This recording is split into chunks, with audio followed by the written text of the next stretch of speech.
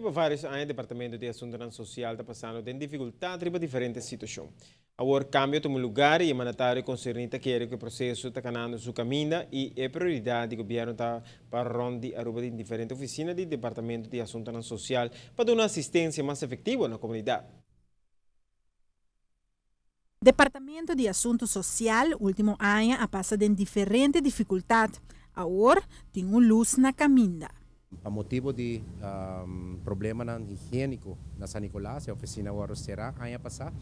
Mientras tanto, depois de processo que dura mais largo com nossa primeira, junto com o DTI, junto com o Total Cleaning, junto com o DOA, diferentes trabalhos agora assim na Socializada San Nicolás, no edifício de centro médico, na onda com o qual me por anunciar que entrante de março, a oficina, certa secção do Departamento de Assuntos Social na praia, lo está mudando back na San Nicolás, para por brindar serviço aqui no pueblo de San Nicolás. O departamento que tem mais prioridade lo muda pronto.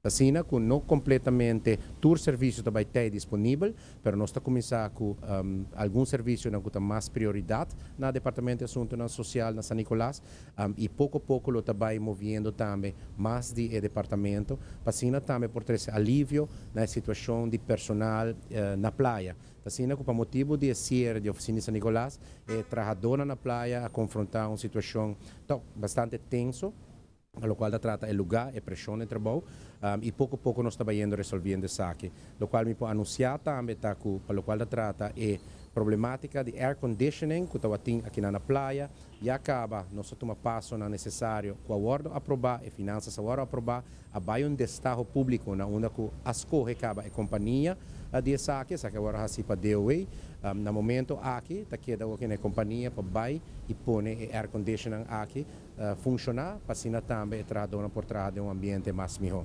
O governo está compreendendo que a situação não está fácil, mas junto lo chega na final, que está bom para itur. Nós está claro, tem mais trabalho naturalmente para o ordem assim no Departamento de Assuntos Social, tem outra inquietude também que está agora para adiante fora de sinal que nós está recebendo. A informação aqui nós está compartilhando também junto com o TOPA, junto com o CEPA, que é o sindicato no caso aqui que está representado e trabalhadora, e assim nós por chegar a trocar o trabalho está continuar, serviço, tem mais serviço agora durante San Nicolás, na cidadão em San Nicolás, e pouco a pouco vai resolvendo a situação em geral. Para a TV Canal G5, a Mita Farah Bukout. Diferente avaliação mestrada assim por meio que todo mundo decisão, pero agora pronto San Nicolás está em assistência back de algum departamento que lo muda pronto. E mandatário expressada espera de colaboração de trabalhadores para ter pouco mais paciência para toda a situação normalizar back maneira de desejar.